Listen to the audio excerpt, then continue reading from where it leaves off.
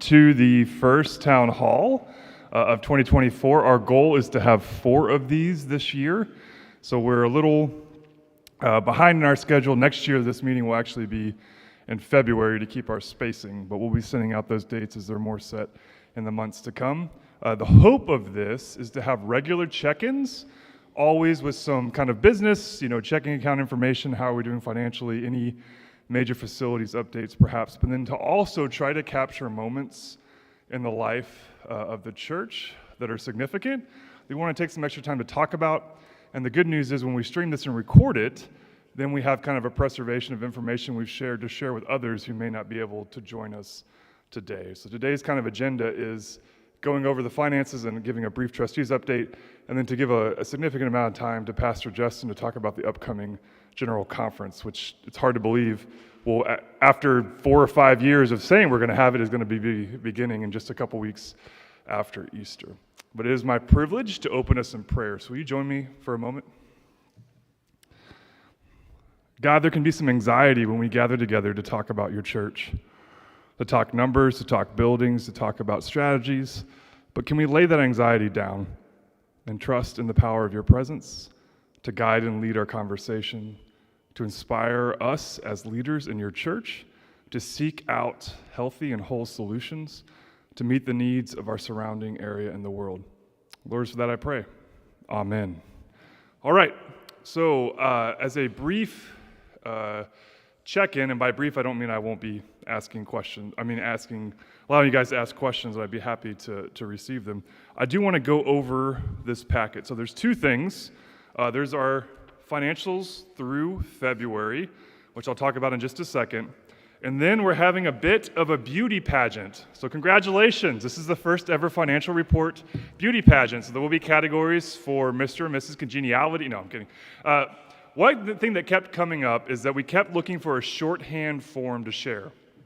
And what was amazing is that when I opened that up and talked to various folks in our church, maybe even some of you here, you kept giving me great options. And then I realized that there's a lot of different ways that we could do this, and I wanted it to be as helpful as possible. And so what I did is to give you 3 kind of basic layouts for how we can give shorthand financial information periodically throughout the year. You can always have the church financials, and there's been a little bit of transition friction. We're working on a realm group to not just include those of you that have opted in to get monthly financials. We're trying to find a way to include all leadership that are serving on our administrative committees to also help them receive the financials, so I apologize for the slight delay in that. But your homework after today is to look over these 3 options and just send me your thoughts or comments if you want to. Let me know which one speaks to you the most. There's still some slight modifications I would make on all of them, but the idea would be, if you were to receive this, which one of these visually speaks to you, which one of these gives you the information you want. And I know that this wouldn't happen, but let's just say that even on these 3 forms, there's still information missing that you think that we should be giving. It won't happen. How could that ever happen? We're so clear in everything we say, right? But let us know that as well. We want to give you the most accurate and consistent information in a way that's digestible to your preference. Now, we know that if you serve on finance and some other committees, you get a little bit more of the more in-depth look, but any member of the church, it's in my opinion, and what we work towards is to be able to give you information that you can see and you can understand kind of where's my church at, where's my church trying to go, and how far are we from getting there. It's kind of the basics, The classic is, do we have enough money in our checking account kind of thing. But with the church, it's a little more complicated because there's so many different budgets. I like to tell people, balancing your checkbook by yourself is easy. Balancing your checkbook when you have 1,200 other families all on the same account requires communication and cooperation to understand what is our budget, what are we shooting for, what information do we need. So I know some of you are already diligently taking notes, looking for graphics that might work, and I would happily receive those today or in the coming week. To go over our financials, so I will be referencing these directly, so we're looking at the same thing. So I'm looking at your first 2 pages. One is front and back. I want to make a couple observations very specifically about the year. And so I'm primarily going to be talking about the YTD actual and the YTD budget. So you're thinking, what the heck does that mean? That means year to date. So as we are reminded, our fiscal year runs from July to June. Whereas it can be a little confusing because for a lot of you, your fiscal year runs from January to December. And why does it do that? Because Uncle Sam, the government, taxes, the way taxes work, you're thinking about your giving year from January to December, but we are operating July to June. And so one thing we try to do is to check in periodically throughout the year so you feel up to date on where we're at. So while your year just ended and you're thinking we just started a new year, for us, we're kind of a little over the midway point. So this is a report through January. February is almost done. In fact, I saw some of the basic reports from our accountants, so they should be coming in either today or tomorrow. But what I want to say is so far, the church has been incredible in its generosity and our ability to meet this year's budget. And the reason I want to emphasize that is we have had a lot of conversations where we know that this budget isn't exactly the budget we think represents who we are and some of the things that we need to achieve. And so when I evaluate this budget, I'm only looking at it kind of on its own terms and what it was trying to do. So for me, as your temporary fiscal officer, I want to see how are expenses going? Are we able to track them, keep up with them, make sure they're falling within certain boundaries? And then on the other side, how is giving going? Not just pledge giving, but as you'll see, we have a lot of designated giving. What that means is these are special projects or things that come up during the year. You guys are very generous, and so we want to create a process to capture that generosity and report it accurately. And so, in my opinion, the church so far is doing incredibly well. And one of the numbers I look at, and this is a very broad placeholder, so all of you folks that are holding finance or accounting degrees, there's 101 questions you could pepper me with, but I'm trying to give you the most macro look, is if you go down to the third page, so this is your single-sided, you look at net total. Our anticipation was to run, quote unquote, kind of a deficit, if you will, for the year of $72,000. So far this year, and this is without our endowment withdrawal, which we just made in February, so in February's books, the entire endowment withdrawal will show up and be attributed. We're actually at not a negative number, we're at a plus 151,000. Now, not all of that is money we can just spend on anything, but I do want to point out that universities giving has responded and been very consistent. You guys have been very generous. I also want to compliment Kindred's giving. They are really beating their giving curve. If the numbers are right through February, which I just saw their report, they have already met their yearly goal of pledges in February.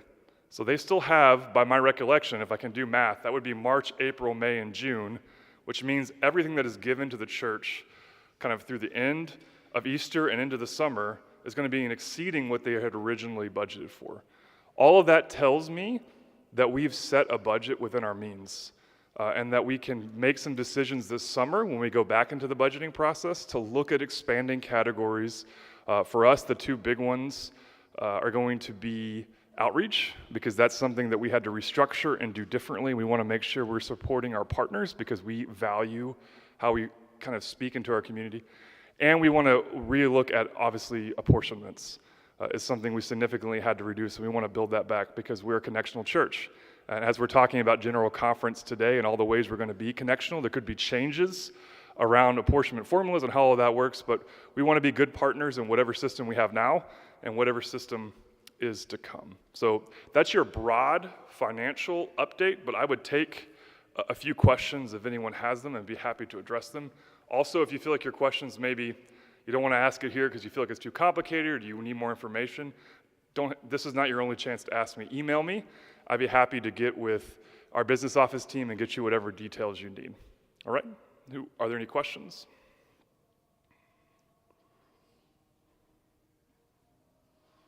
I love the swelling in the background. It's amazing. All right. Again, this is a lot of information to take in, so it's okay if you leave here and think, I actually have a question about this, because there's a strange thing about numbers, and I get this way too. Once you see a number in a certain way and it doesn't make sense, I don't know if for me, it kind of gets in my head, and I need to kind of understand that number to kind of release. that tension. Please don't lose sleep over this. March Madness will cause us to lose enough sleep in the coming weeks. Let not our numbers, which are very positive, cause us undue distress. The last update, oh, sorry, yeah.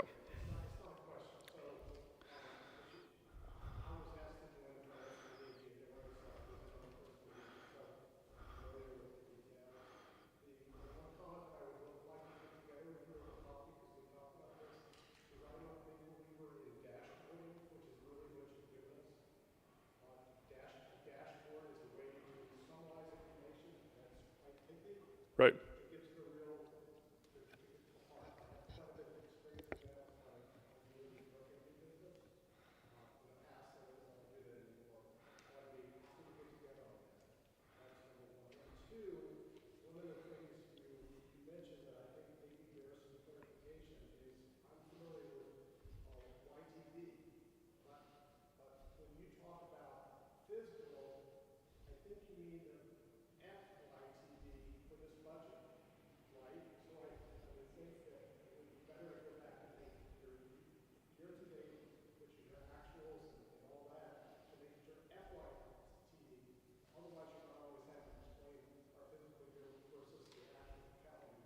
That's a good correction. So just to make sure that everyone heard it, one, he was volunteering me to I can buy him coffee in exchange for him designing a comprehensive dashboard with no faults or failures. So thank you for taking full responsibility for that. No, I really appreciate your volunteering. That would be really helpful to figure out. Again, you're right. These 3 sheets are a desire to find a consistent dashboard that consolidates a lot of numbers to something that works.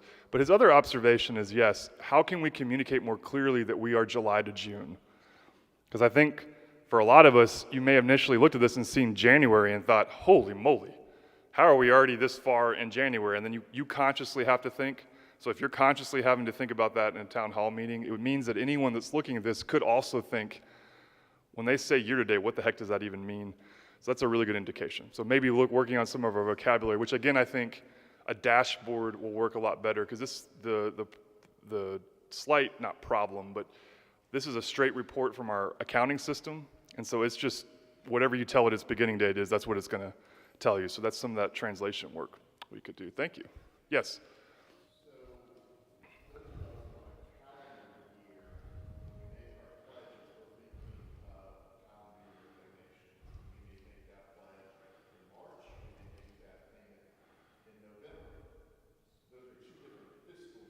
Right.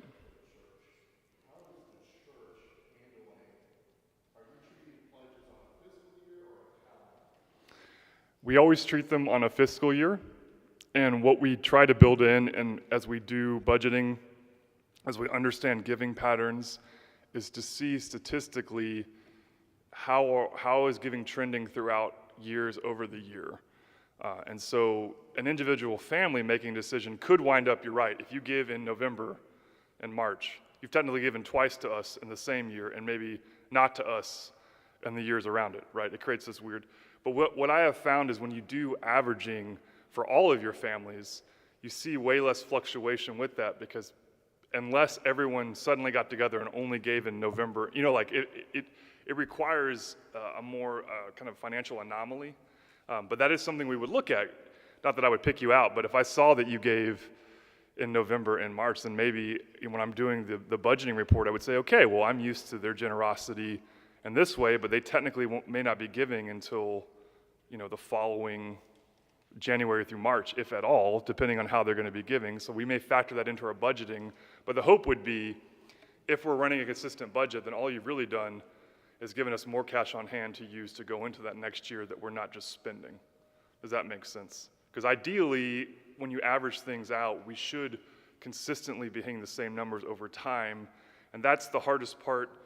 If you come from other financial sectors, is that with fund accounting, we have to run expenses as consistently as we can while understanding when money will come in, right? The way I like to explain this is, imagine if you had a job you love, which, like working at University UMC, who wouldn't want to work here? It's wonderful. But imagine with that job, I said, hey, by the end of 12 months, I will pay you your full salary, but I can't tell you when it's going to come, and I can't tell you what months it'll come in, but by December, you will receive your full salary. How many of you would be super excited to figure out how to pay your mortgage? You do all that. And so that's where we try to balance expenses with receipts. Now, thankfully, through some of the hard corrections we made over the summer and some overwhelming generosity from the congregation, we built up a little bit more of what I hate to ever call it a cash cushion, but it's more like a cash pool to manage our expenses from. So we are not as dependent on, man, we're really going down in November.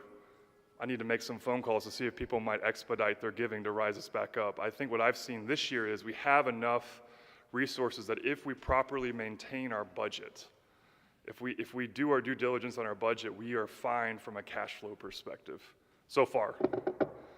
I always hate saying that out loud because then the Lord God will pull a Job on me and force me to figure out something else. But that's really you guys, though. I want to reiterate, I'm just a guy in an office that manages numbers and works with other people that manage numbers. It's your generosity that we're managing. So again, I just want to compliment you for the ways in which you've responded. And I think the beauty is you've asked tough questions. You've looked for ways for us to be better operationally, but you haven't let that affect the way that you want to invest in this church because you believe in it. And I think that is awe-inspiring. Honestly, the ways in which you've continued to invest of yourself, even though we went through a difficult season to figure things out. So thank you on behalf of the whole staff and leadership and all the people that work through this church. Anyone else? Right. And just briefly then, I want to not give as much credit to this as it should, but it's in the early stages. Trustees is now working with finance to get a facilities improvement survey, and if Jan Sassman was here, oh wait, he's right there. He could tell you more technically what it is, but essentially we want to know what's going on in our building. It is a blessed building. I love this building. If I could buy the boiler a dinner every week to keep it from breaking down, I would, whatever it would take, I would be invested. But we know things break. We know we need to understand what are our long-term building needs. And so in the coming weeks and months, you may get a response from us as we talk about the ways that we want to support this survey. If you're interested parties, to maybe give towards this. We're still working with finance. We're still coming up with a plan to understand kind of what our goals are and what we want to do. But I just wanted to put that on your radar. So in the future, if you hear about a TRC survey and some immediate or emergent needs that have come up and then some long-term items, that can be something you can start thinking about if you may want to participate in, because this building is wonderful. It's iconic. I think we've all seen it. It's amazing to me, and I knew this when I watched Carolina basketball, but how often we're on TV when Carolina plays at home. I almost want Justin and I to come out and just like do something crazy next to the steeple just to promote the church. Be like, oh wait, we're here again. You know, like we'll be the Dean Dome dummies. That sounds terrible. Marketing, I'll get with you on that. Anyways, so that'll be coming up in the next couple weeks to months. You know, I know there's this whole Holy Week Easter thing that's going to be happening in the next 2 weeks, so we'll probably pay attention to that. But I just wanted to put that on your radar. Again, take time to look over the fiscal numbers. If you have any questions, let me know. We'll fix that realm group so that you'll be getting, if you signed up and you're a leadership on one of our admin teams, or you finally realized you want more financial information, let us know. To send out, you will get this literal top report every month, and it comes with some of my comments and observations based on how things are going. But thank you so much for your time. I want to give the rest of the time to Pastor Justin. Let's give Jameson a hand. When we think about all the work that's been done across this last year, and the work that he's done is just phenomenal. Also, any member of the finance committee who's here, please raise your hand. Let's give our finance committee folks a hand as well. And then last but certainly not least, please, as Jameson commended a few moments ago, give yourselves a hand and our congregation a hand because of all the great work that's been done over this last year related to generosity. Oh, give yourselves a better hand than that. Yeah, it's good stuff. I want to spend a little time talking about General Conference. It's been a while since we talked about General Conference here in this space, in part because we've had delays of the holding of the General Conference that we expected to happen in 2020. So this year, April 22nd through March 3rd, in Charlotte, we will have our General Conference. This General Conference, though it's happening in 2024, is actually properly the 2020 General Conference. And then there is some question as to whether we need a makeup conference, which the current belief is that we will, so that we can actually have a 2024 General Conference before the 2028 General Conference. We're Methodists. You know we like to make things complicated when we can. So what this means is that the delegation that was elected for the 2020 General Conference has just continued to serve. Some of us have jokingly called this the infinity delegation because it feels like we're just going to go on and on and on and be the delegation for time immemorial. So we're excited to be able to have this General Conference. I'm excited that we can host it here in North Carolina. Both our annual conference and the Western Annual Conference are the hosts of General Conference this year. What I want to do is to talk in brief about some of the main areas of concern as we move into this General Conference. And then at the end, I'll give you a website that you can go to so that you can look at everything that I talk about here at a very global level in detail for those of you who like to punish yourselves with the Methodist legislative process. Or curious about the Methodist legislative process. There are, but just a bit of a refresher about how this works at the very beginning. There are three types of petitions. There are three types of petitions that delegates will consider. So we've got delegates coming from all around the world who represent the United Methodist Church. Now let me pause as I say delegates who represent the United Methodist Church. You may be wondering, I'm anticipating a question that might come up. Well, if the current delegation was the one elected for 2020, and we've had all of these disaffiliations, how does that work? There are people who have disaffiliated from the United Methodist Church who were on delegations. The answer is, it works a handful of ways.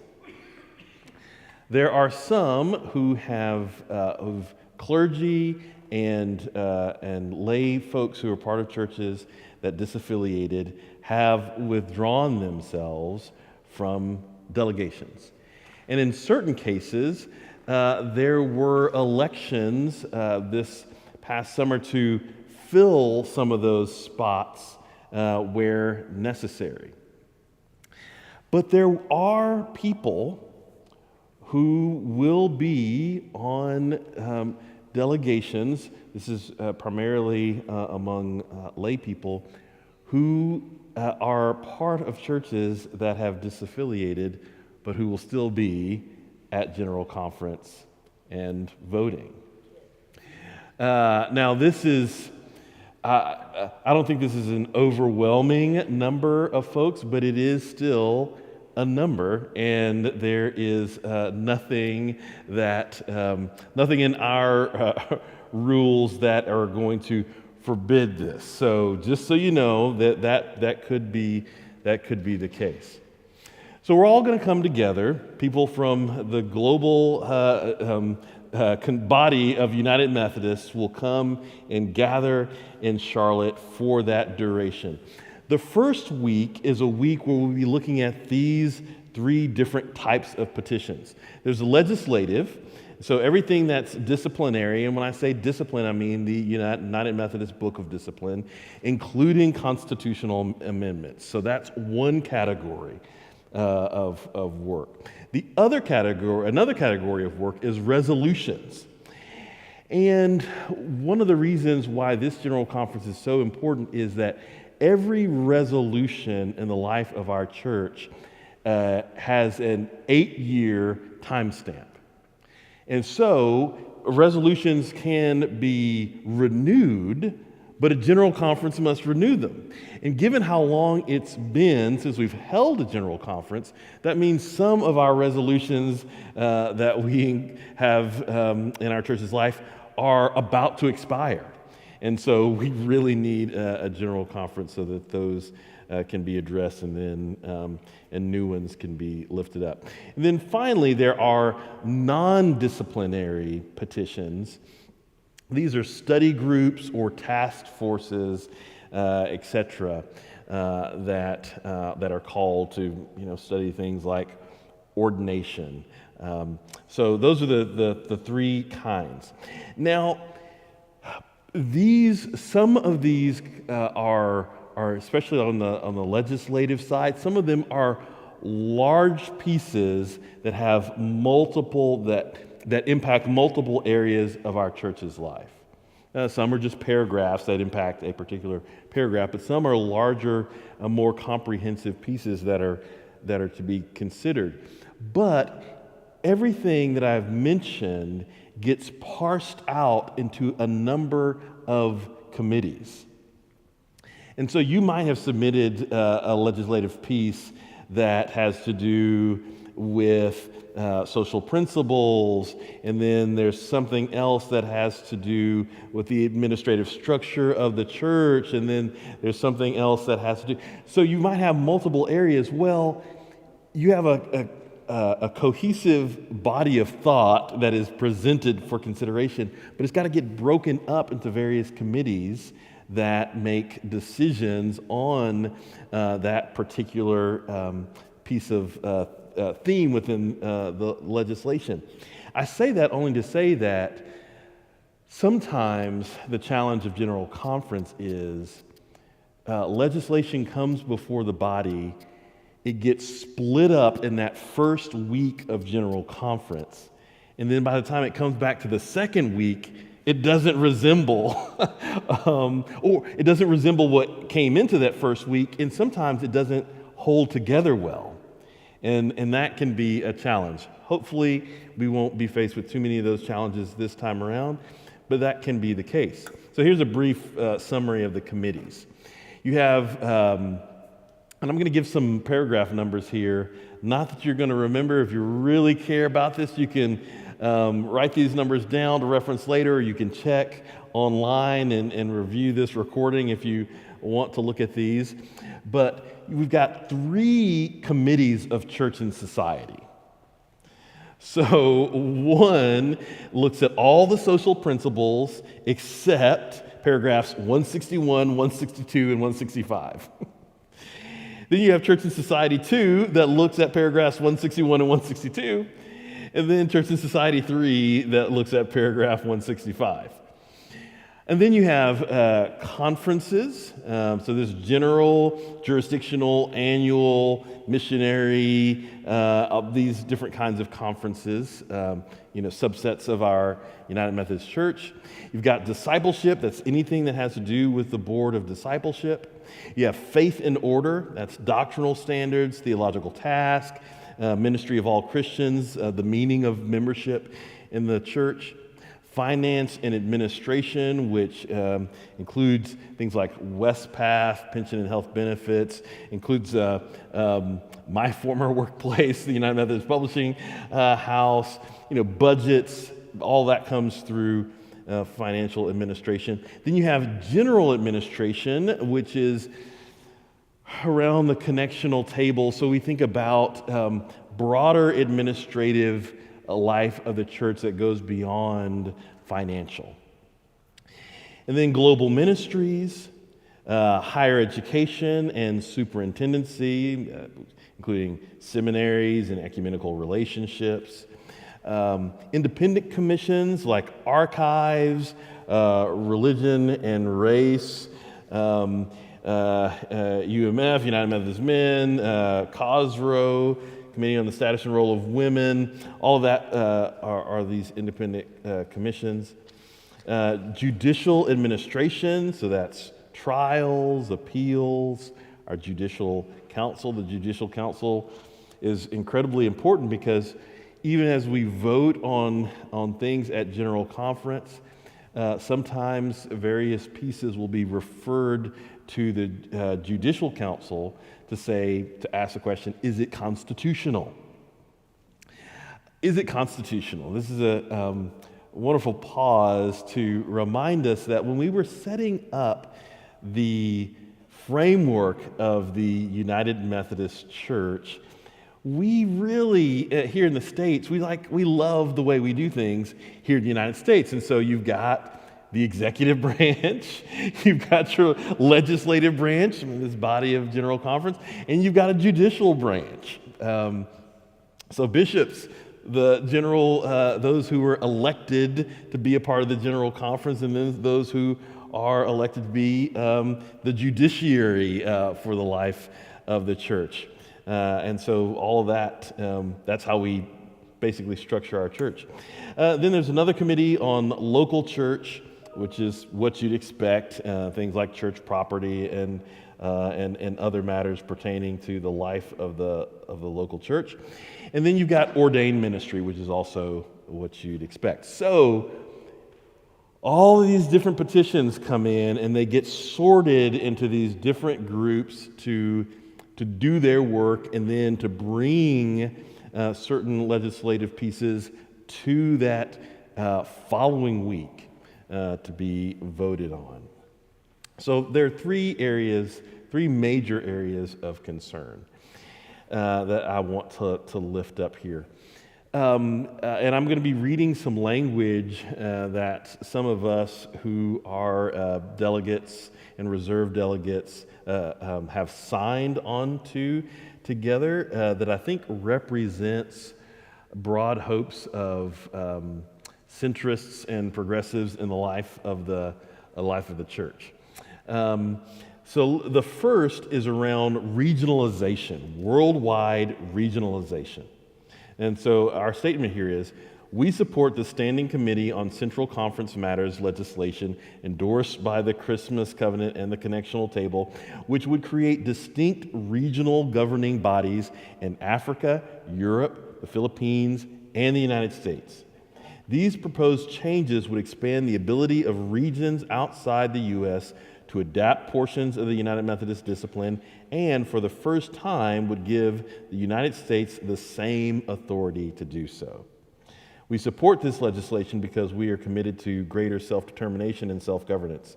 We also believe that expanding regional decision-making will allow annual conferences within each region to thrive. So here's what's important here. For us as here in Chapel Hill, North Carolina, the ability for the United States to be one of these regions that has the ability to adapt the book of discipline for our context. I think this is the most important piece to be voted on and approved at General Conference. If we don't do anything else, this is the most important. And you say, well, I don't know if I agree with that. I mean, is it changes to our language around human sexuality and such? Yes, but having the ability to adapt for this region would give us, the ability to adapt for this region would enable us to do that. So one of the things that has hampered us in the past is, whereas there are certain regions outside of the U.S. that have had the ability to adapt the book of discipline, we basically have the core of the book of discipline, the largest part of it, is so very U.S.-centric. But if you want to change language relating to restrictions around human sexuality, and there are other parts of the world that say, look, we love being United Methodist, but that's just not where our sexual ethic is today. And if this discipline that we're voting on is going to govern our life as well, we cannot in good conscience vote to approve that amendment or the amending of that or a removal of that language? Well, if we say, all right, you can hold the language in your region of the world, and we can change language in our region of the world, then everybody kind of gets what they want there. It respects where different communities are in their discernment around human sexuality and other matters, and it allows us to maintain this union as a United Methodist Church that goes beyond our differences. So I think this is key, and I'm most concerned to not let anything else distract from us voting to approve this notion of worldwide regionalization. So that's one. The second is the revised social principles. So we support the adoption of the revised social principles as a much-needed restatement of our fundamental moral and social commitments as United Methodists.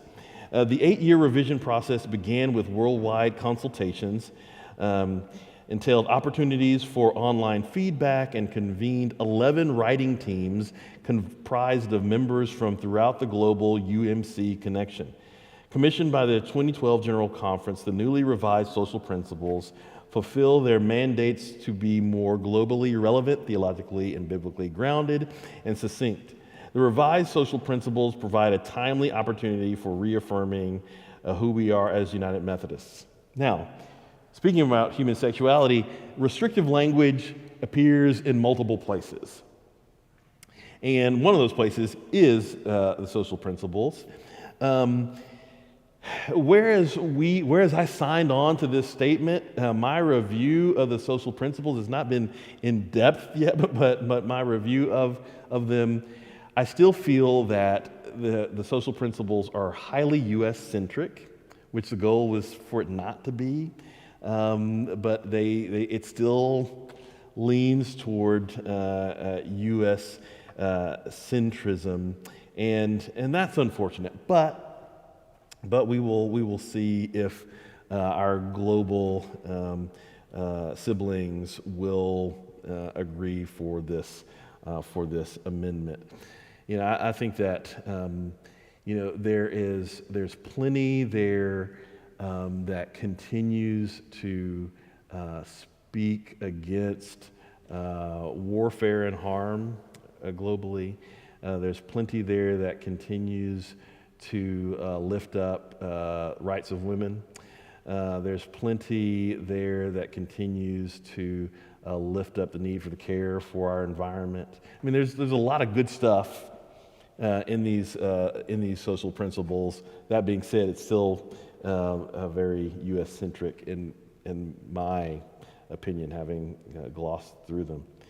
And then the third major area is the removal of exclusionary policies. So we support the removal of all provisions in the UM Book of Discipline regarding the participation of gays and lesbians in the United Methodist Church, added more than 50 years ago to address issues primarily affecting the U.S. Church. The current prohibitions have led to years of disagreement, conflict, and harm to those they have impacted. Removing the current language will create a new starting place for dialogue and learning. It will also remove significant stumbling block to engaging all people in all ministries of the church, particularly for local congregations and annual conferences ready to welcome LGBTQ plus people as full church members.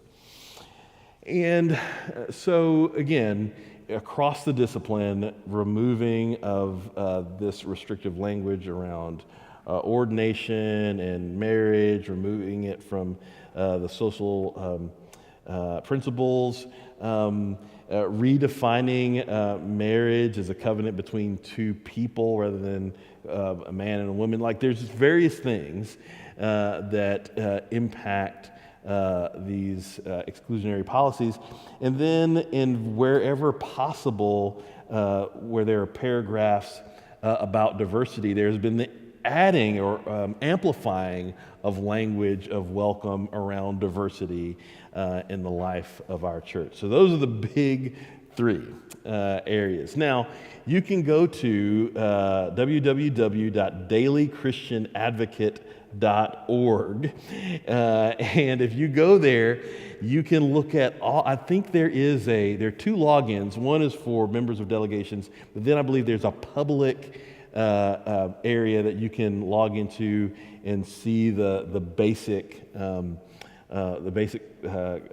petitions for the conference.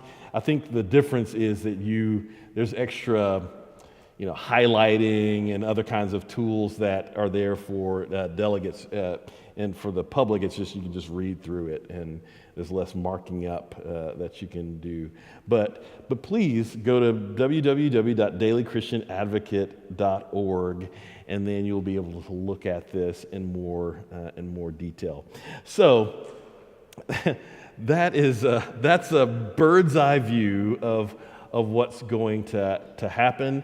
Again, my hope is that we can clearly vote to approve the first, because I think that even if we did that, the other two, there are ways that those could be amended in geographies, but I think that it is commendable to try to have some movement in each of these areas.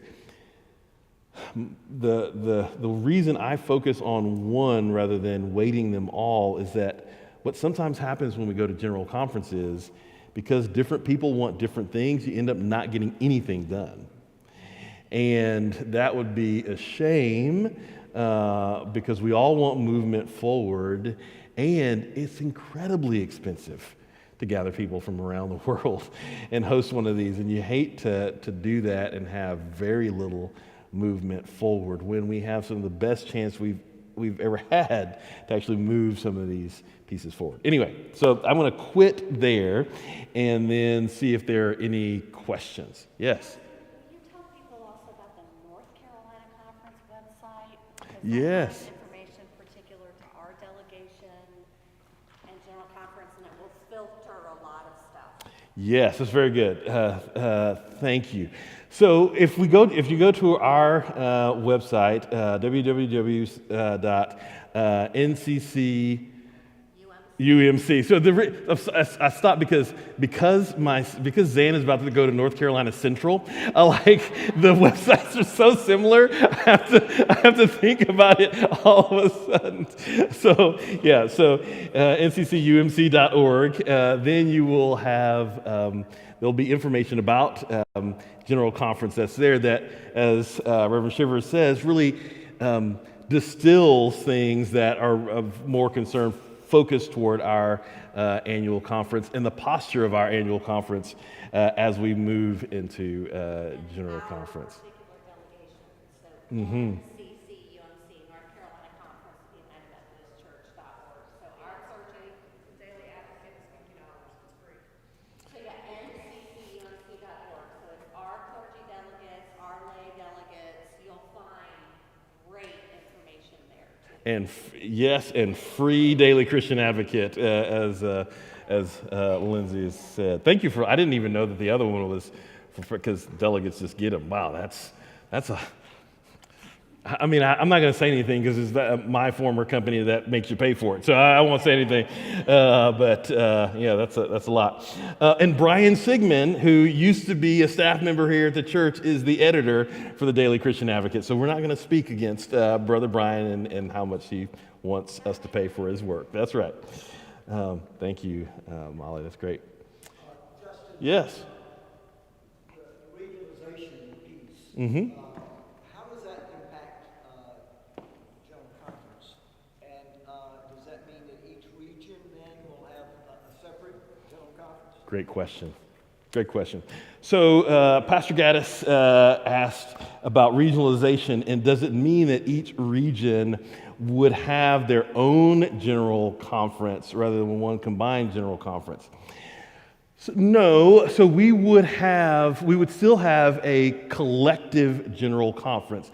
However, each of these regions would also be able to will need to have regional conferences. So this does potentially add this adds another layer to our administrative structure. Because you need to have general conference where everybody from all these regions are together. That still needs to happen. You still need to have jurisdictional conferences, so jurisdictions within each of these regions need to be able to elect bishops, so we have that. But then you actually need, for all of those jurisdictions, to have yet another conference for the amending of things per our region. So yes, that is potentially some extra administrative structure. Lindsay. The follow-up to that then is, how would we elect delegates to that conference and what would be their work? Because as it stands now, like the churches select the delegates to our annual conference, because annually we have a set body of work that we do. Jurisdictional conference is electing our annual conference, they have a set body of work involving the election of bishops. So what would be the regional, how would they be elected with their set body of work? That's a great question, and my insufficient answer is I do not know.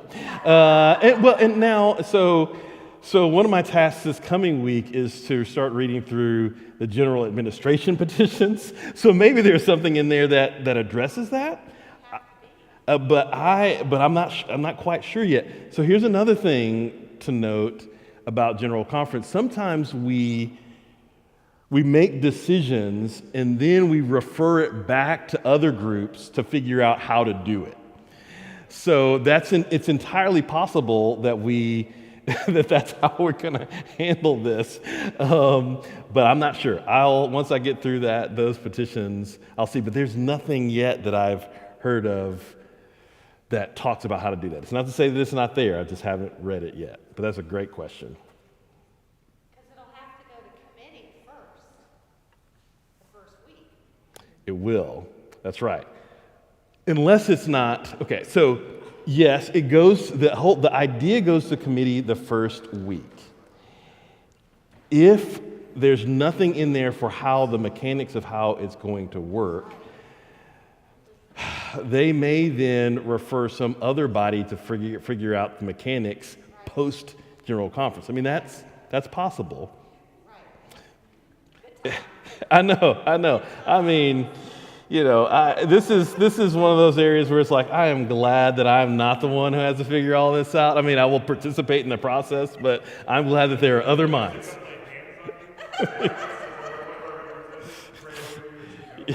Yeah, well, hey, every evening, if anyone wants to drive over to Charlotte and have a bite and grab a drink, I will be ready for it. I'm sure of that. So, and it's also possible to be a guest and view. I mean, it's so close. I do know some people driving over just to sit in the peanut gallery and enjoy General Conference. And so if that's you, I bless you and I'd love to see you. Still need volunteers for hospitality. People who wear the red aprons that I'm on video, our welcome video saying people are going to be wearing. So yes, Reverend Shivers has just said that there is still need for people to practice hospitality. So seriously, if you have the time, you can contact our conference. nccumc.org. Yeah, there you go. Oh my goodness.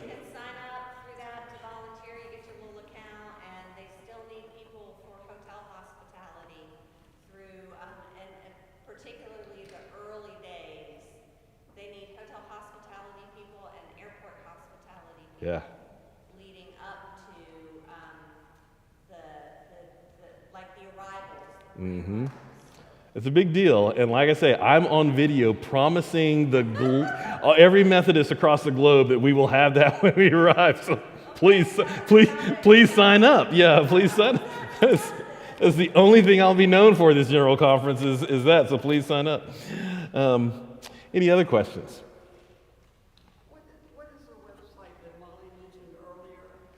Yes, so www.nccumc.org, and so www.nccumc.org. Find the General Conference section there, and you'll if you don't remember the website, you can just put North Carolina Conference United Methodist Church in Google, and it's going to take you to the same website. Pastor Gaddis? Yeah, I got several. When there bumper sticker one time that said, all politics is local. All politics is local. Yes, I believe there was a bumper sticker. Yes. So, I don't know if there's anybody here from staff parish or not, but can someone sort of brief us on staff stuff? Are we looking, we have a search for organist, director of music? Oh, yeah. And then about, I understand from the cabinet, they're going to make announcements of clergy appointments on April 5 or 6. Yes. Any kind of information that we might begin to anticipate? Yes. I have is how are we addressing a strategy for getting back into the reasonable place of apportionments Yes. in the financial side? That's good. Thank you, Pastor Gaddis. I know you got. See, I have spent most of my ministry just trying to, embody parts of the spirit of Bill Gaddis in various settings. And one day I'm gonna retire. I'm gonna ask all kind of questions. It's gonna be great, and it's gonna be so good. And people are gonna say, "Why are you like that?" I'm gonna say, "Bill Gaddis." No, these are great questions. So let me start with music, and then in a bit here, Jameson will be ready to talk about apportionments. But so the process that we've created for the musician. So we're talking about both director of music and organist. Could be two roles, could be a combined role. So we said we'd give the first 6 months of this year in this interim role. And then toward the end of that period, as we move into budgeting, we determine what the roles could actually look like from a budgetary perspective. So we'll know that in the middle of the summer, which would then give us the ability to do a proper job posting. So what we didn't want to do is to begin to post for it and then not actually know what we had the capacity to do as far as that role or those roles from a financial standpoint. So I think what you could expect then is that it's really realistically in the fall where we are interviewing folks. And what Staff Parish intends to do related to that process is to have members of the SPRC along with members of the choir, along with members of or choirs, I should say, along with members of the congregation involved in that process. Because various constituencies have their own ideas about this, right? So, if they choose to be, and we certainly hope they do, Ty and Andrew would be a part of that process and could apply for those roles, as well as people from around the country. Now, some have asked, not just some, at this point, a lot of folks have asked, well, what if we are sufficiently elated and thrilled and just want to keep Ty and Andrew? Well, we all have that conversation, again, between SPRC, choir, and the congregation. And if there is an overwhelming sense of direction there, then of course we'd listen to that. But the intent is to have that broader process, which would include hopefully interviews across the fall. So that's the intent there. Related to SPRC and clergy matters, our bishop, let's step back. Our conference, multiple conferences, always have a little bit of a challenge across the spring with leaks and confidentiality.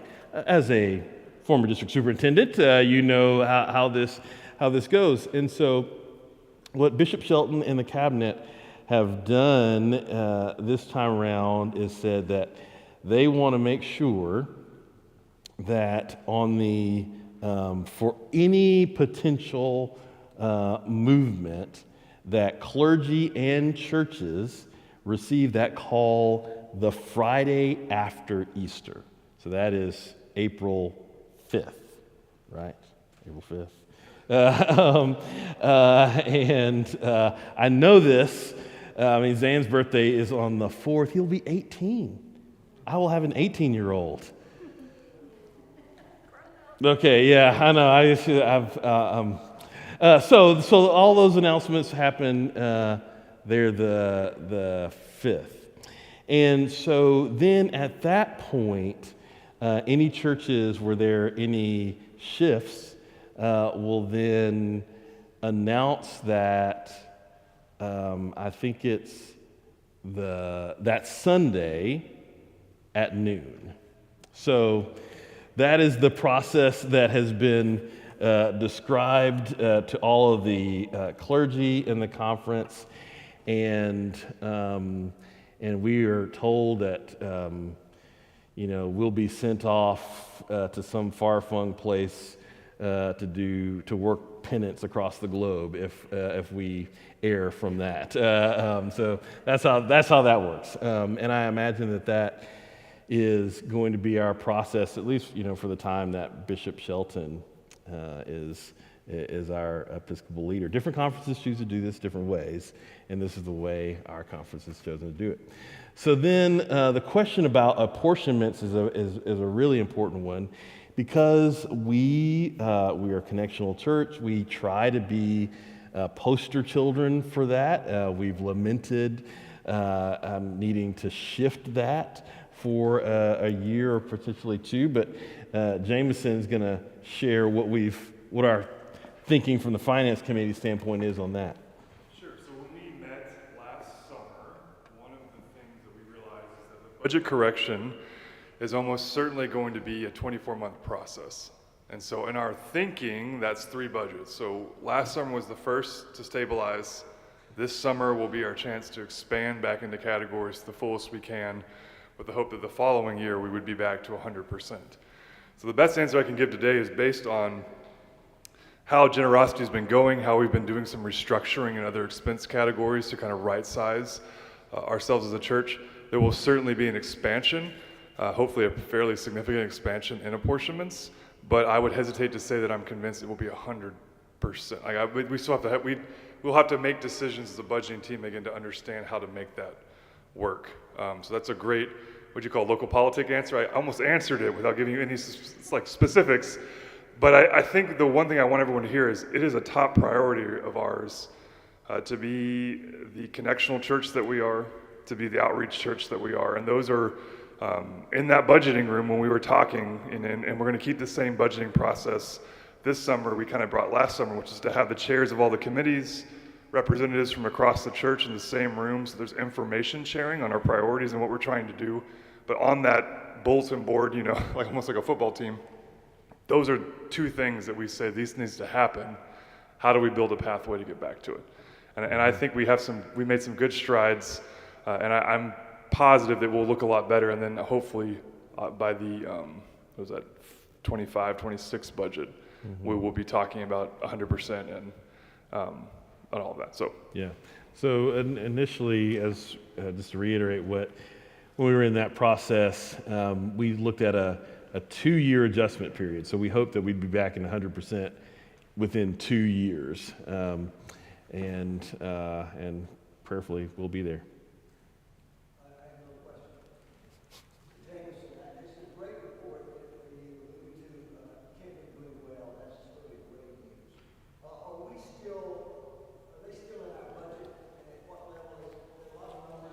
Mm-hmm.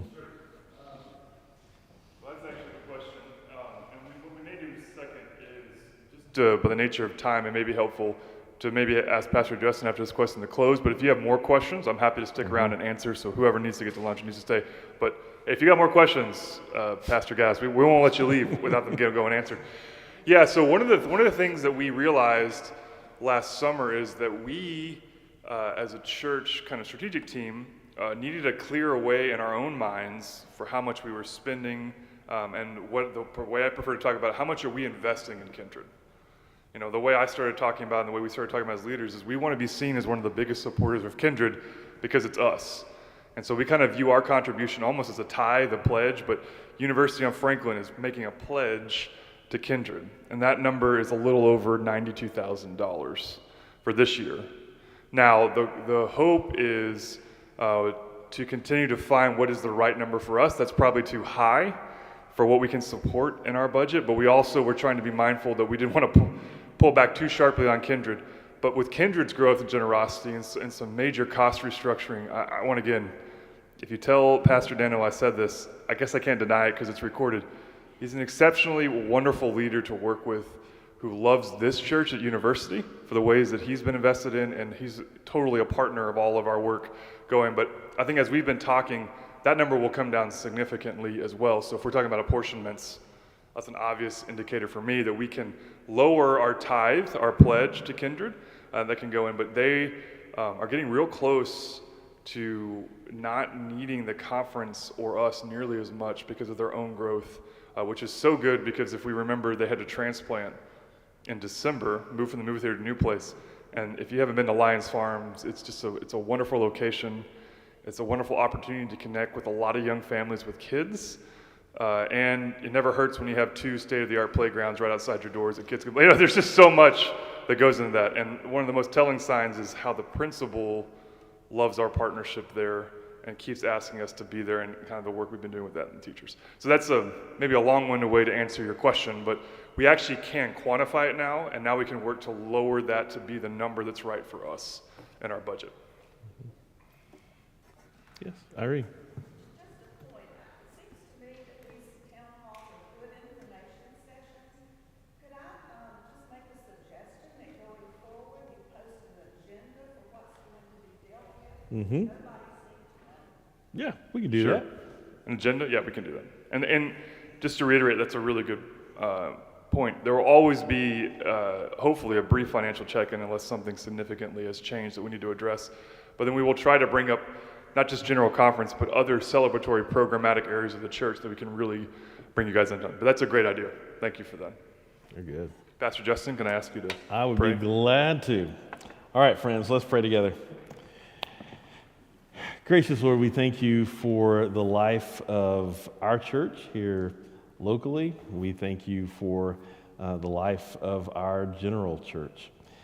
We pray that you would continue to enliven us, continue to guide us, help this United Methodist Church locally and then more broadly to be who you've called us to be in this world as we seek to make disciples of Christ for the transformation of the world. We ask these things in Christ's holy name.